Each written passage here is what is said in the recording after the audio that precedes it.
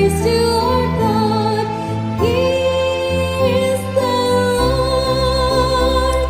Sa ngalan ng Ama, ng Anak, at ng Espiritu Santo, Amen. sumainyo ang Panginoon. At sumaiyo rin.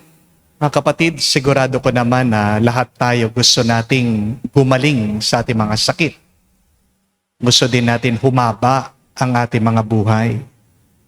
Gusto natin na araw-araw palagi tayong malakas at malusog. Pero anong dahilan ng ating panghihina? Bakit tayo'y nagkakasakit? Bakit umiiksi ang ating buhay? Dahil ba may virus? May bakterya? Dahil ba may kinakain ka na hindi mabuti at maganda? Maaari. Pero kadalasan, ang dahilan ng mga problema natin sa buhay ay ang ating pag-aalala. Mga kapatid, hindi naman natin kailangan mag-alala dahil meron tayong isang mapagmahal na Diyos. Meron tayong isang mabuting Panginoon. Meron tayong Diyos na nagkakaloob sa atin ng pagpapala araw-araw. Palagi nga nating dinadasal ang Ama namin. Di ba? Anong nakalagay, anong nakakabit sa panalangin ni Jesus? Bigyan mo kami ng aming kakanin araw-araw. Araw-araw tayo humihingi ng pagpapala sa Panginoon. Pero bakit araw-araw pa rin tayong natatakot at nangangamba? Yan ang kahinaan natin. Walang ibang naninira sa iyo kung hindi ikaw lamang. Kaya aminin natin itong ating pagkukulang, itong ating kasalanan sa Diyos. Tayo magpakumbaba, muli nating hilingin ang kanyang awa para minsan pa tayo'y palakasin niya sa pamagitan ng kanyang banal na katawan at dugo. Inaamin ko Sa makapangyarihang Diyos at sa iyo mga kapatid, na lubha akong nagkasala sa isip, sa salita at sa gawa at sa aking pagkukulang. Kaya isinasamo ko sa mahal na Birheng Maria, sa lahat ng mga anghel at mga banal, at sa inyo mga kapatid, na ako'y ipanalangin sa Panginoong ating Diyos. kawan tayo na makapangyarihang Diyos, patawarin tayo sa ating mga kasalanan. Patnubayan tayo sa buhay na walang hanggan. Amen. Panginoon, kaawaan mo kami. Panginoon, kaawaan mo kami. Kristo, kaawaan mo kami. Kristo, kaawaan mo kami. Panginoon, kaawaan mo kami. Panginoon, kaawaan mo kami. Manalangin tayo. Ama namin makapangyarihan, lakas ka na mga walang inaasahan kundi ikaw. Ang pagluhog namin ay iyong pagbigyan, sapagkat kami mga tao lamang, na pawang mahihina kapag iyong iniwanan, kaya naman kami lagi mong tulungan. Upang sa pagtupad ng iyong mga kautusan, ikaw ay aming mabigyang kasiyahan, sa aming iniisip at ginagawa araw-araw. Sa pamagitan ni Jesucristo kasama ng Espiritu Santo, magpa sa walang hanggan. Amen.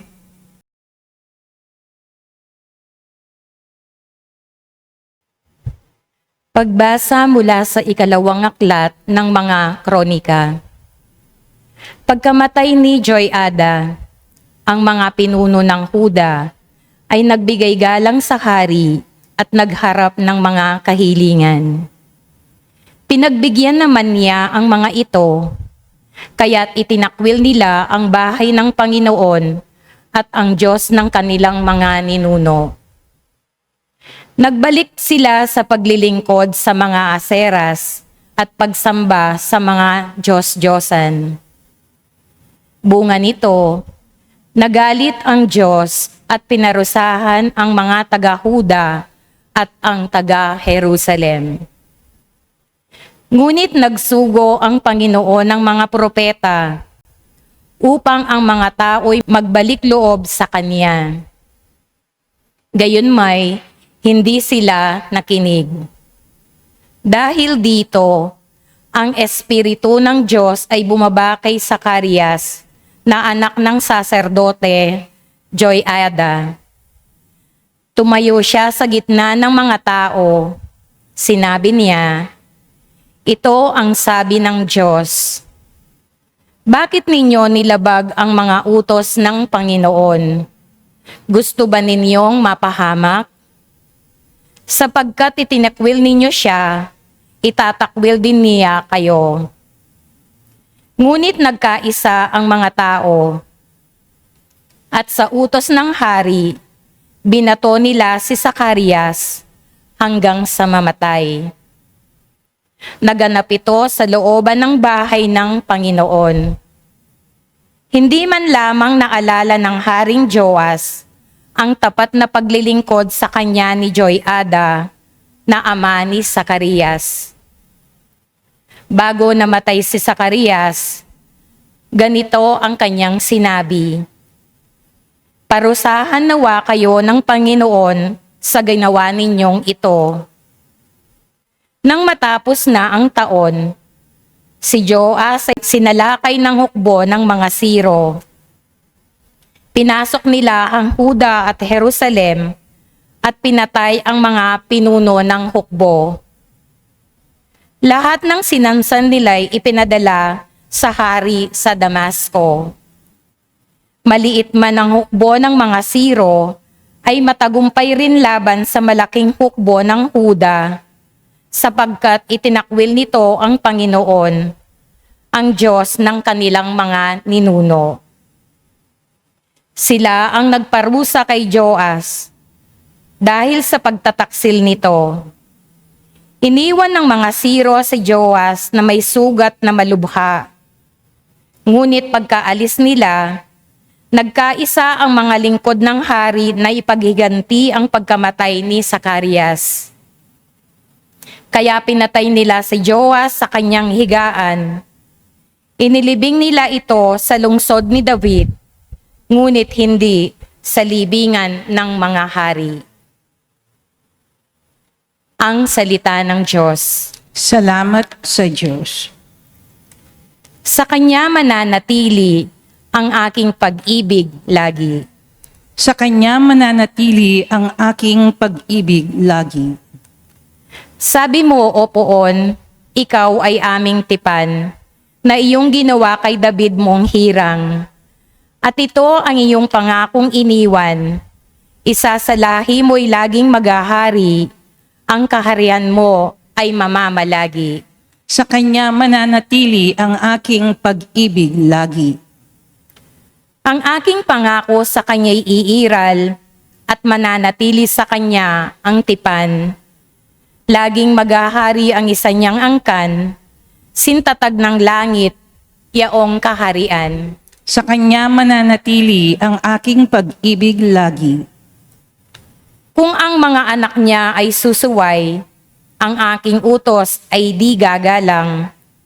Kung aking aral ay di pakikinggan, ang kautos ay hindi iingatan. Sa Kanya mananatili ang aking pag-ibig lagi. Kung gayon daranas sila ng parusa sa ginawa nilang mga kasamaan, sila'y hahampasin sa ginawang sala, ngunit ang tipan ko't pag-ibig kay David ay di magbabagot, hindi mapapatid. Sa Kanya mananatili ang aking pag-ibig lagi.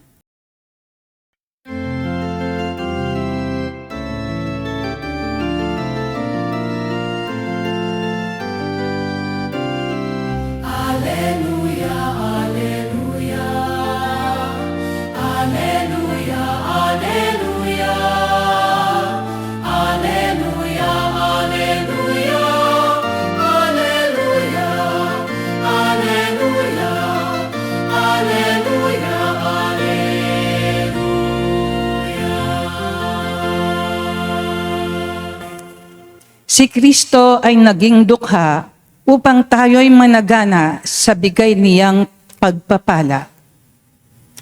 Sumainyo ang Panginoon. At sumaiyo rin. Ang mabuting balita ng Panginoon ayon kay San Mateo. Papuri sa iyo, Panginoon.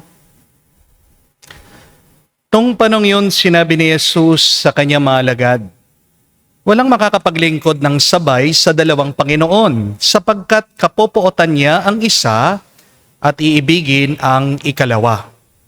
Paglilingkuran ng tapat ang isa at hahamakin ang ikalawa. Hindi kayo makakapaglingkod ng sabay sa Diyos at sa kayamanan. Kaya't sinasabi ko sa inyo, huwag kayong mababagabag tungkol sa pagkain at inumin na kailangan ninyo upang mabuhay, o tungkol sa damit na kailangan ng inyong katawan.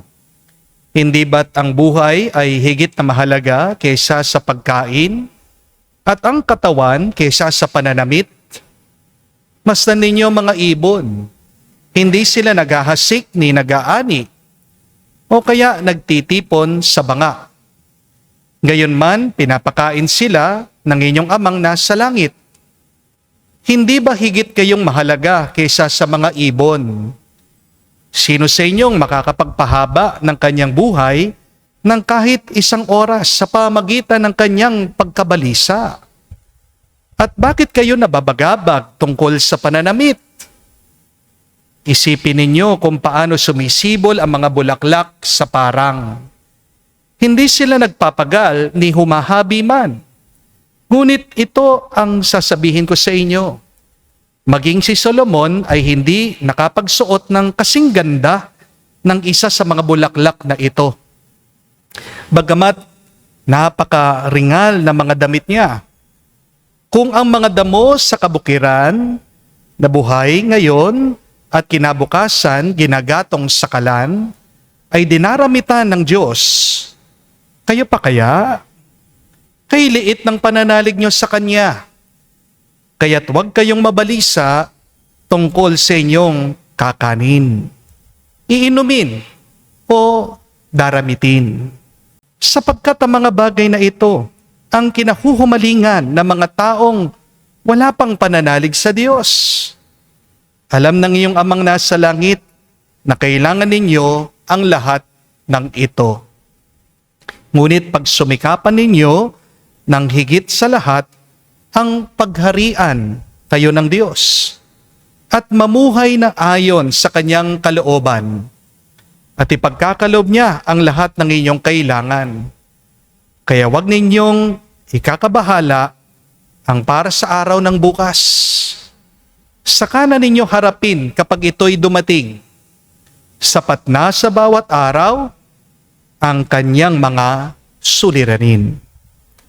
Mga kapatid, ang mabuting balita ng ating Panginoon. Pinupuri ka namin, Panginoong Hesukristo. Magandang araw po muli sa inyong lahat. Welcome po sa ating banal na misa. Pakisabihan nyo naman po yung mga katabi nyo, God is good. Sobra-sobra. Palakpakan po natin ang Diyos. May tanong lang po ako sa inyo. Kapag ba kumakain po kayo, kinakain nyo na rin po ba yung para sa susunod na araw? Hindi po, no? Ano pong mangyayari sa inyong katawan kapag kinakain mo na yung para sa susunod na buwan, susunod na taon, o susunod na linggo? May impatyo ka, di po ba? Magkakasakit ka. O baka, ikamatay mo pa. Di po ba? Kapag nag-aaral po kayo, yung mga estudyante dyan, pinag-aaralan mo na rin ba yung lesson para sa susunod na taon? Halimbawa, first year ka pa lang. Pero ngayon, pinag-aaralan mo na pati yung sa second year mo, third year mo.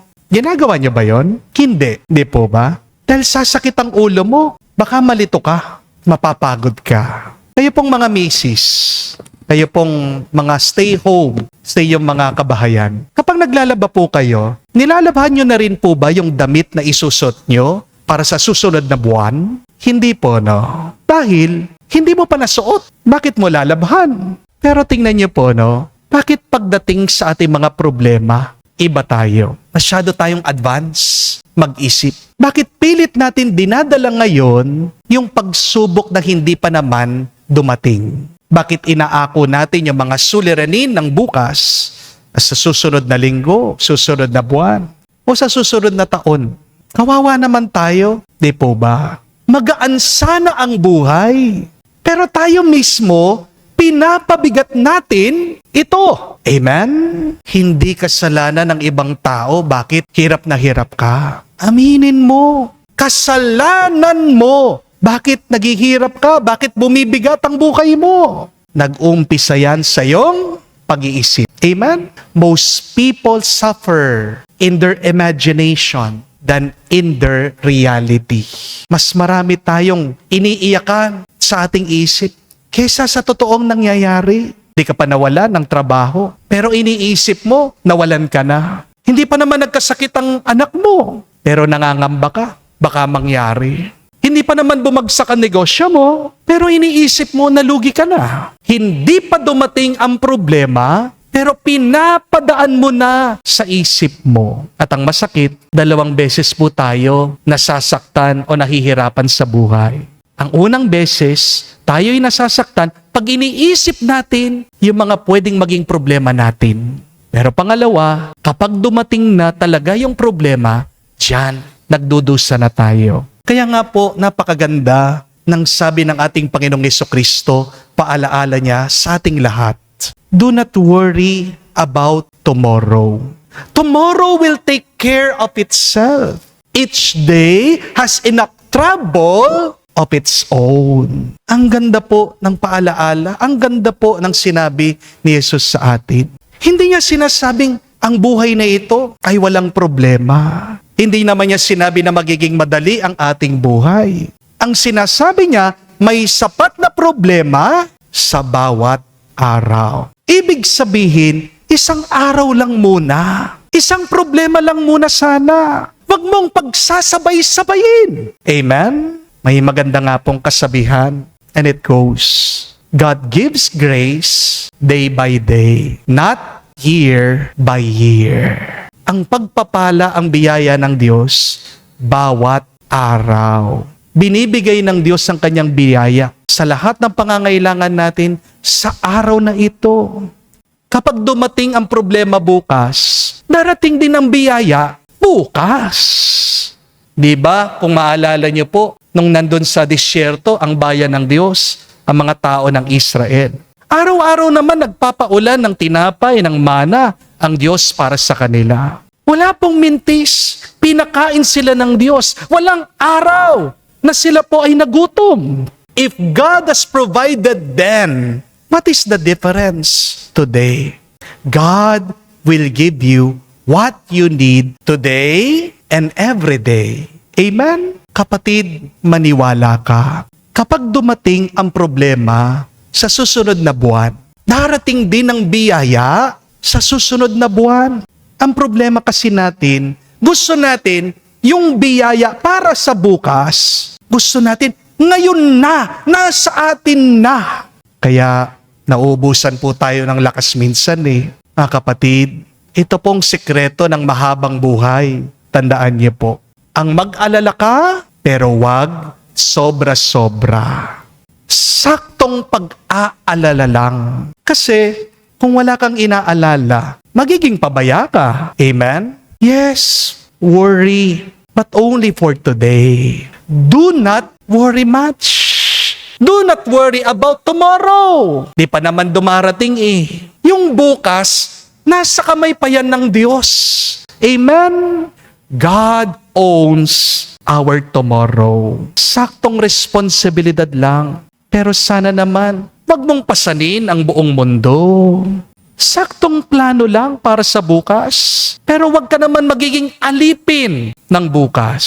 Tamang stress lang. Kailangan mo pa rin ang stress para bumuti ka. You need stress to grow. Tandaan niyo po yan. Tamang pag-aalala lang. Tamang pagod lang. Di ko alam kung naranasan niyo na yung, di ba? Katapos-tapos mong magtrabaho, pagka-uwi mo, handa na ang pagkain. Ang sarap kayang kumain pag ganon. Di po ba? Kailangan din natin ng problema. Huwag lang sobra-sobra. Amen? Dahil ang sobrang pag-aalala po, parang nakaupo ka sa rocking chair. Pagod na pagod kang gumagalaw, pero wala ka namang pinupuntahan. At alam niyo po, ang pag-aalala, hindi lang niya sinisira yung isip natin Sinisira din niya ang ating mga katawan, ang ating mga kalusugan. Hindi niyo ba napansin? Kapag sobra kang worry, sobra kang nag-aalala, ano yung iyong nararamdaman? Umiikli ang pasensya mo. Palagi kang nakasimangot. Mabilis kang magalit. Nahihirapan kang matulog. Bumababa yung resistensya mo. At unti-unti nawawala yung iyong tuwa. Tingnan nyo nga po yung mga katabi nyo. Ano yung itsura? Masaya ba? Kung hindi, baka nag-aalala na yan. Sabihan nyo nga po, don't worry much. Don't worry much. Because worrying is carrying tomorrow's load with today's strength. Yung lakas mo, para ngayon. Huwag mong yan ibibigay dun sa wala pa. Hindi po nakakapagtaka bakit ang dami sa atin pagod na pagod. Kasi kapag nag-aalala ka, parang nauuna yung karwahe bago sa kabayo. Kapag nag-aalala ka, parang nauuna kang umiinom ng gamot na wala ka pa namang sakit. Kapag nag-aalala ka, parang nauuna kang umani, wala ka pa naman tinanim. At kapag nag-aalala ka, nauuna kang umiiyak kahit wala ka pa namang problema. Pero bakit po ba tayo nag-aalala? Ito ay dahil mahirap tayong magtiwala sa Diyos. Amen? Minsan, mas malaki pang tingin natin sa ating mga problema kaysa sa pwedeng gawin ng Diyos sa atin. Kaya nga, pinapaalala sa atin ng Panginoong Jesucristo, tingnan niyo yung mga ibon sa himpapawid. Hindi nagtatanim ang mga ibon, hindi sila nag-aani, wala silang bodega, pero pinapakain sila palagi ng Diyos. Kung nga ang mga ibon, hindi sila pinapabayaan ng Panginoon, ikaw pa kaya na anak niya? Ikaw pa kaya na nilikha sa wangis at sa larawan ng Diyos? Kung mahalaga sa Diyos ang mga maya, mas mahalaga ka kaysa sa kanila. My dear friends, every day we have two choices. You can either be a warrior or you can be a worrier. Maaari kang maging isang matapang na mandirigma o pwede mong piliin maging alipin ka ng takot. Ang warrior, palaging nagtitiwala sa Diyos. Ang warrior, palaging nagtitiwala sa kanyang takot. Ang warrior, palagi niyang sinasabing, malaki man ang problema ko, mas malaki naman ang Diyos ko. Pero ang warrior, baliktad. Nasabi niya, malaki ang Diyos, pero mas malaki, mas matindi ang problema ko. Kaya mag-ingat po tayo. Kasi marami po mga kasalanan nagsisimula sa takot. Tingnan niyo po, hindi ko alam kung napansin niyo. Bakit may mga tao sakim sa pera? Takot silang mawalan. Bakit mayroong mga tao nandaraya? Takot po sila na mabigo. Bakit mayroong mga tao napakayabang? Kasi takot po sila na hindi mapansin. Bakit may mga tao nagnanakaw pa? Takot silang maghirap. Bakit may mga tao na umiinom, nagbibisyo? Kasi takot silang makaranas ng hirap, ng hapdi sa kanilang pangangatawan. Maraming beses, ang ugat ng kasalanan ay hindi po kasamaan. Takot, isang ugat yan ng ating mga kasalanan. Kapag hindi mo pinagkakatiwalaan ng Diyos, hahanap ka ng ibang paraan. Madalas, mali ang paraan na ating pinipili. Di po ba? Kaya nga, magandang tanungin natin ang ating mga sarili ngayon. Ano ba talagang aking kinakabahala? Bakit hirap na hirap akong magtiwala sa Diyos? May naitutulong ba sa akin ang sobrang pag-aalala? Ilang gabi ka nang hindi nakakatulog dahil sa iyong pag-aalala? Ilang taon ka na hindi masaya dahil sa iyong takot? Mga kapatid, tandaan po natin yung napakagandang turo ni Padre Pio. Ano yung paalaala ni Saint Padre Pio sa atin? Pray, hope, do not worry. Ang makakatulong sa iyo para hindi ka mag-alala, yung pagdarasal at pag-asa. Amen? Dahil wala pong tao ang humahaba ang buhay niya dahil sa pag-aalala. Pero ang pagtitiwala sa Diyos, yan ang nagbibigay ng kapayapaan at mahabang buhay. Basahin niyo man po ang Biblia. Yung mga nagtitiwala sa Diyos, mga nagmamahal sa Kanya, ang haba ng buhay. Abraham, Isaac, Jacob, tigpa 500 years, 1,000 years, 200 years ang kanilang buhay kasi hindi sila nag-alala. Pinaubaya nila lahat sa Diyos. Kaya mga kapatid, tandaan nyo, kapag faithful ka, magiging peaceful ka. Kapag nagtitiwala ka, magkakaroon ka ng katahimikan. Kapag hawak mo ang kamay ng Diyos, hindi mo kailangan hawakan ang lahat ng problema ng mundo. Kaya ngayong araw, ibigay mo lang sa Diyos ang iyong mga takot at pangamba. Ibigay mo sa Diyos ang iyong bukas at matuto kang mabuhay sa biyaya ng kasalukuyan. Dahil maiksi lang po ang buhay, pero gugulin natin ang ating buhay sa pananampalataya. Dahil maiksi lang po ang buhay. Dahil iiksi lang ang iyong buhay kung gugulin mo sa pag-aalala. Mas mabuti, gugulin mo ang iyong buhay sa pagmamahal, pasasalamat at pagtitiwala sa Diyos. Kaya palagi po nating sabihin, lagi nating ipaalala sa atin, do not worry, be happy, and trust the Almighty. Amen. Tumayo po tayo. Alay po natin ngayon sa Diyos ang ating mga dasal at panalangin. Ating sabihin, Panginoon, dinggin mo kami. Panginoon, dinggin mo kami. Ang mga pinuno ng simbahan, naway masigasig na italaga ang kanilang mga sarili sa pagpapalaganap ng paghahari ng Diyos. Manalangin tayo sa Panginoon. Panginoon, dinggin mo kami. Ang mga dukha at nangangailangan, naway makadama ng ating pagkalinga at pag-aaruga. Manalangin tayo sa Panginoon. Panginoon, dinggin mo kami. Tayo naway mamuhay sa ganap na pagsunod sa kalooban ng Diyos at hindi magambala ang ating mga isip sa mga bagay na hindi naman dapat na ipag-alala. Manalangin tayo sa Panginoon. Panginoon, dinggin mo kami. Sa katahimikan po ng ating puso, sabihin natin ngayon sa Diyos ang ating mga personal na pangangailangan. Ama, kami ay nananalig sa iyo. Huwag nawa naming ituon ang aming mga puso sa mga bagay na mundong ito, kundi sa iyong mapagmahal na pagpapala. Hiniling namin ito sa pamagitan ni Kristo, aming Panginoon. Amen.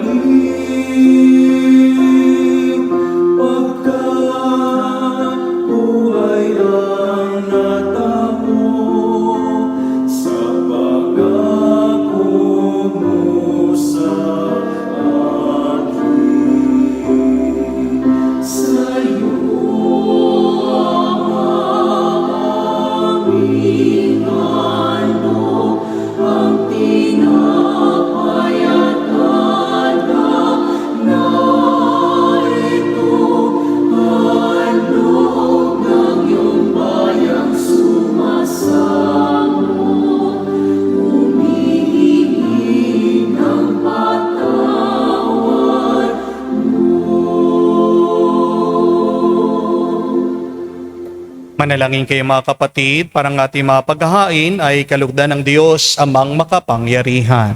Tanggapin nawa ng Panginoon itong paghahain sa iyong mga kamay, sa kapurihan niya at sa karangalan, sa ating kapakinabangan at sa buong sambayanan niyang banal. Ama naming lumikha, kami ginawa mong may angking katauhan na dapat pakanin at pangalagaan. At iyong dinudulutan ng banal na pakikinabang, pagkaloob mong kami huwag magkulang sa mga inuukol mo sa aming kapakanan, sa pamagitan ng Jesucristo kasama ng Espiritu Santo, magpa sa walang hanggan. Amen. Sumainyo ang Panginoon. At sumaiyo rin. Itaas sa Diyos sa inyong mga puso at diwa. itinaas na namin sa Panginoon. Pasalamatan natin ang Panginoong ating Diyos. Marapat na siya ay pasalamatan. Ama naming makapangyarihan, tunay nga marapat na ikaw ang aming pasalamatan sa pamagitan ni Jesucristo na aming Panginoon. Siyang salitang katuwang mo at kapiling. Noong ang lahat ng umiral ay iyong likhain, siya'y sinugo mo para kami sagipin at palayain. Kaya't siya'y kinalinga ng mahal na birhen na naging kanyang inang totoo sa kapangyarihan ng Espiritu Santo. Inako niyang sundin ang loob mo at kamtin ang sambayanang banal para sa iyo. Pinagtiisin niya, iunat sa krus ang kanyang mga kamay upang magwakas ang kamatayan at mahayag ang pagkabuhay. Kaya kaisa ng mga anghel ay sisiawit ng papuri sa iyo. Nang walang humpay sa kalangitan, kami nagbubunyi sa iyong kadakilaan.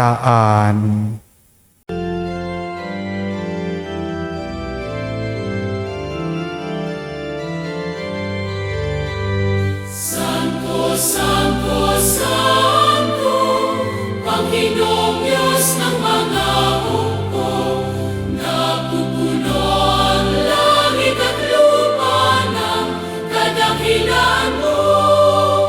Hosana, Hosana, sa kainasan, ilang na paririto sa ngalan ng Panginoon.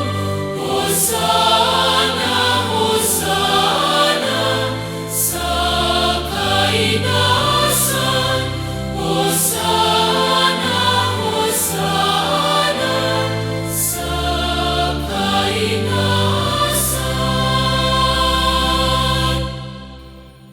Ama naming banal, ikaw ang bukal ng tanang kabanalan. Kaya't sa pamagitan ng iyong Espiritu, gawin mong banal ang mga kaloob na ito upang para sa amin maging katawan at dugo ng aming Panginoong Heso Kristo. Bago niya pinagtiis ang kusang loob na maging handog, hinawakan niya ang tinapay, pinasalamatan kanya. Pinaghati-hati niya iyon, inabot sa kanyang malagad at sinabi, "Tanggapin ninyong lahat ito at kanin. Itong aking katawan na ihahandog para sa inyo."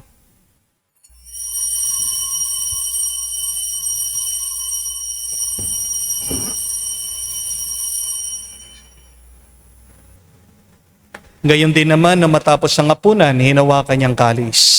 Muli kanyang pinasalamatan. Nabot niyang kalis sa kanyang malagad at sinabi, "Tanggapin ninyong lahat ito at inumin. Ito ang kalis ng aking dugo, ng bago at walang hanggang tipan. Ang aking dugo na ibubuhos para sa inyo at para sa lahat, sa ipagpapatawad ng mga kasalanan. Gawin ninyo ito sa pag-alaala sa akin."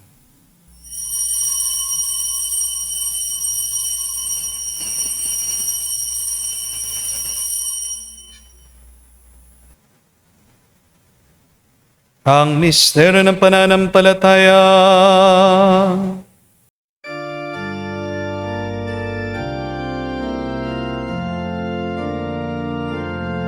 Si Kristo ay namatay, si Kristo ay nabuhay,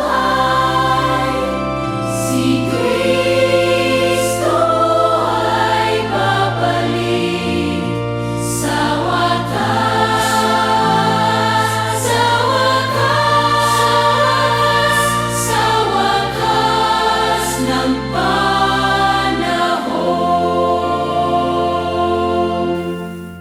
Ama, ginagawa namin ngayon ang pag-alaala sa pagkamatay at muling pagkabuhay ng iyong anak. Kaya tinialay namin sa iyo ang tinapay nagbibigay buhay at ang kalis na nagkakaloob ng kaligtasan. Kami nagpapasalamat dahil kami yung minarapat na tumayo sa harap mo para maglingkod sa iyo.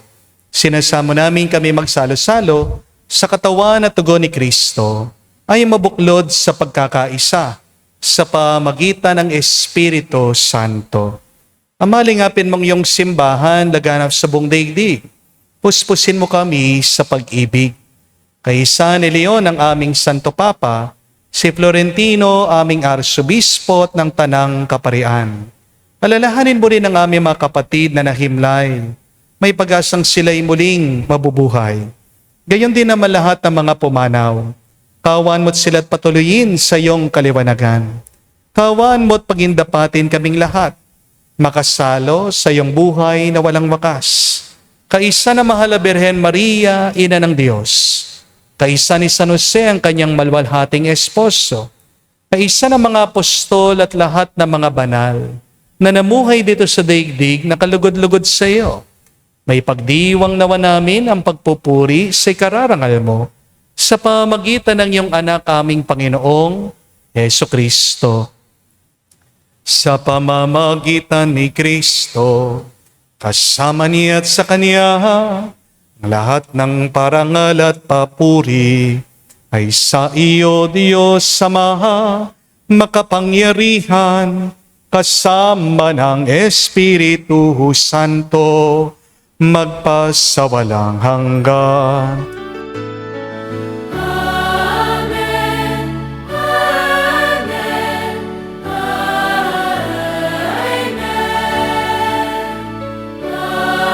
Amen. Amen. Sa nakagaling na utos sa turo ni Jesus sa Panginoon natin at Diyos, ipahayag natin ang lakas, loob.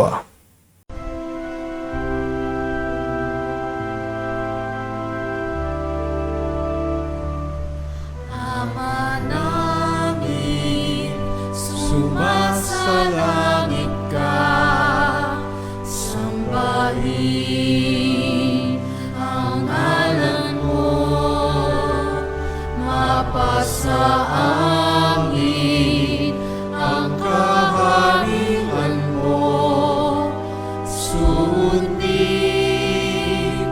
ang loob mo dito sa lupa para nang sa langit. Bigyan mo kami ngayon ng aming kakanin sa araw-araw at patawarin mo kami sa aming mga sala para ng pagpapatawad namin sa nagkakasala sa amin. At huwag mo kami ipahintulot sa tukso, at iadya mo kami sa lahat ng masama. Hinihiling namin kami iya sa lahat ng masama, pagkalooban ng kapayapaan araw-araw, ligtas sa kasalanan, ilayo sa lahat ng kapahamakan, samantalang aming pinanabikan ang dakilang araw ng pagpapahayag ng tagapagligtas naming si Heso Kristo. Sapagkat sa iyo ang kaharian at ang kapangyarihan at ang kapurihan magpakailanman. Amen. Panginoong Heso Kristo, sinabi mo sa mga apostol, kapayapaan ang iniwan ko sa inyo, ang aking kapayapaan binibigay ko sa inyo. Tungayan mo ang aming pananampalataya at huwag ang aming pagkakasala. Pagkalooban mo kami ng kapayapaan at pagkakaisa ayon sa iyong kalooban, kasama ng Espiritu Santo, magpa sa walang hanggan. Amen. Kapayapaan ng Panginoon ay laging sumainyo. At sumaiyo rin. Magbigayan po tayo ng kapayapaan sa bawat isa. Peace with you po, kapayapaan po sa inyong lahat.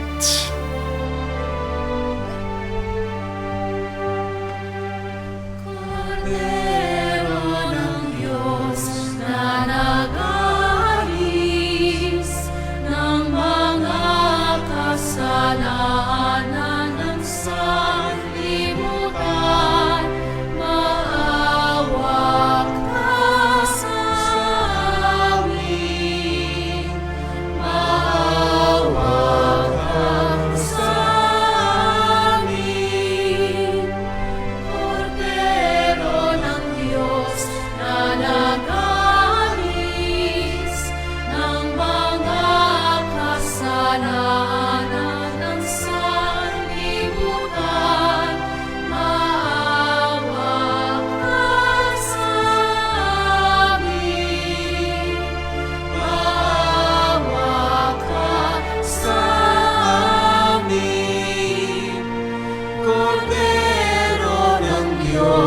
na nag-aalis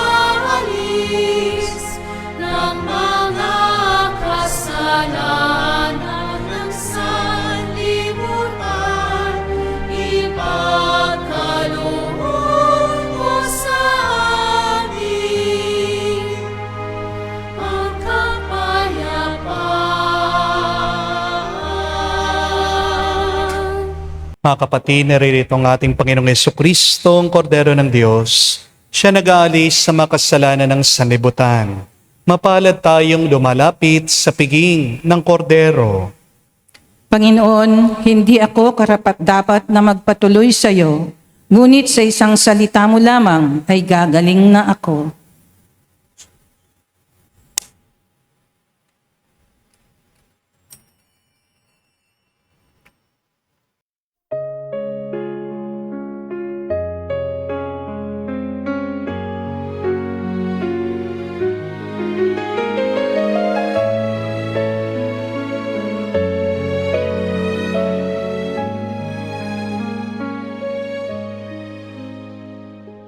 Stay with me, Lord, that I never forget you. Stay with me, Lord, because I am weak.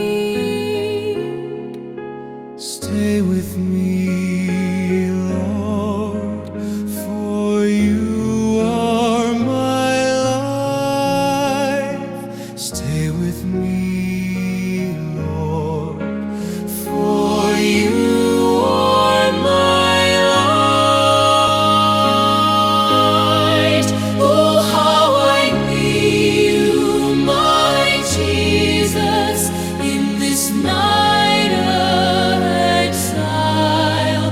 Stay with me, my Jesus, in the breaking of the bread, the light which disperses all darkness, the force that sustains me, the unique joy of my heart.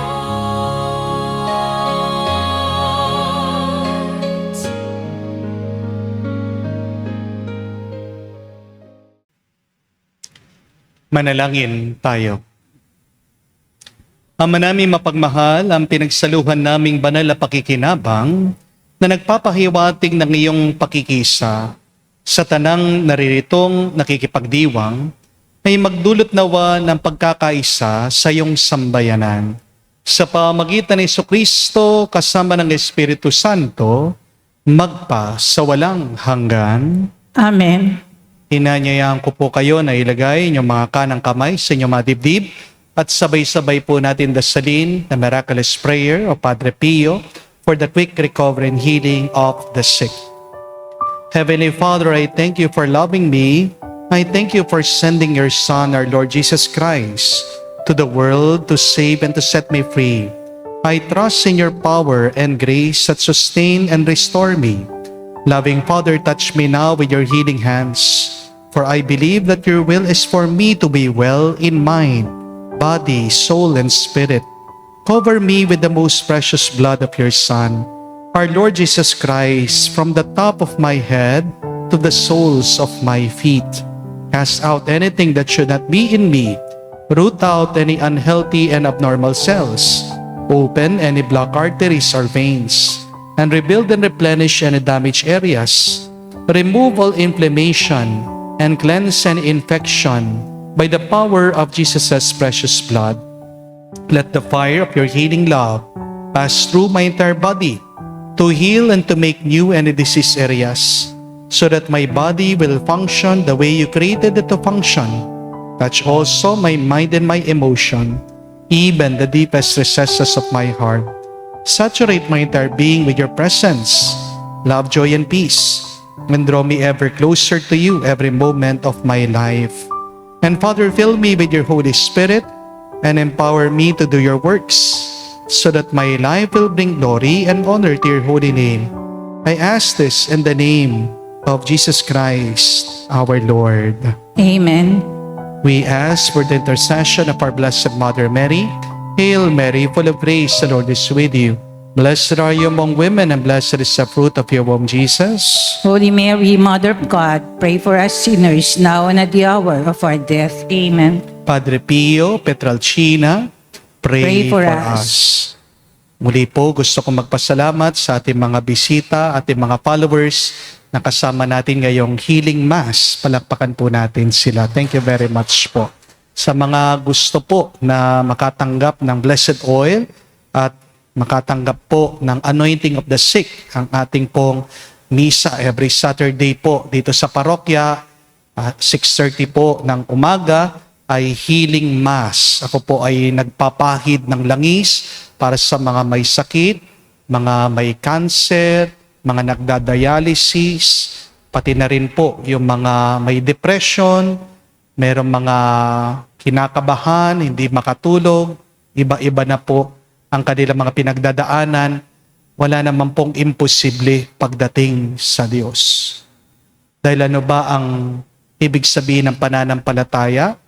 Mas malaki ang iyong paniniwala sa Diyos kaysa sa iyong paniniwala dyan sa iyong takot. Kung noon nagawa na ng Diyos that He has provided for the needs of His people, until now, He can provide for you. Pero tulungan mo din ang iyong sarili. Do not become a worrier. Become a warrior. At ano ang habilin ng ating Panginoon? Look at the birds of the sky. Look at the flowers in the fields. Therapeutic din po ang pagiging close sa nature, sa kalikasan. Subukan niyo po. Munta kayo sa park. Bumisita kayo sa zoo. O mainam, kung hindi po kayo allergic, kumuha po kayo ng alaga. Aso, pusa. Mababawasan yung mga inaalala nyo dyan sa inyong problema. Dahil ang mga pets, nakakapagpasaya po yan. Hindi po ba? Pansinin niyo po, pag masyado kang focus dyan sa iyong problema, bumibigat ka. Yan nga po yung itlog, bakit nabubugok? Pasensya na po dun sa term, ha? Ayaw lumabas eh. Di po ba? Nananatili lang doon sa loob. Ganyan yung nangyayari sa'yo. Kaya nga may pressure ka. Ayaw mong lumabas, ayaw mong ilabas, ayaw mong sabihin sa Diyos. Please, my dear friends, do not worry because tomorrow is already at the hand of God. Kung ano man yung problema na binigay ng Diyos sa'yo, meron din siyang binibigay na pagpapala. Saktong pag-aalala lang, saktong stress lang, kailangan mo din ang problemang yan. Kung mabigo ka, okay lang. Matuto ka sa kabiguan na yan. Dahil ang fertilizer ng ating tagumpay ay pag tayo natututo sa ating mga pagkakamali. Amen? Nothing can make you grow faster than your failures. Okay lang yan. Kung man ikaw ay nagtagumpay, kung man ikaw ay nagwagi, pasalamat ka. Kung nabigo ka, okay lang yan. Kasi meron tinuturo ang Diyos palagi sa iyo. Kaya nga, mas maganda bago ka mag-alala, tingnan mo yung mga hinahabili ng Diyos sa iyo.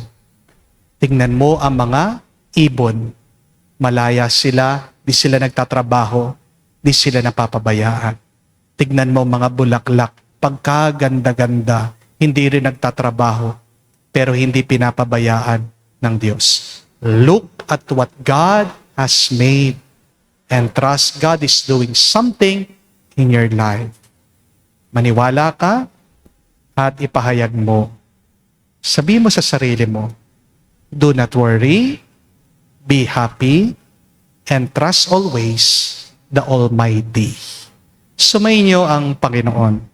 At sumaiyo At rin. kayo'y basbasan ng Diyos, makapangyarihan sa lahat. Sa ngalan ng Ama, ng Anak, ng Espiritu Santo, Amen. ang ating misa ay natapos na. Pumayo kayo sa kapayapaan ni Kristo.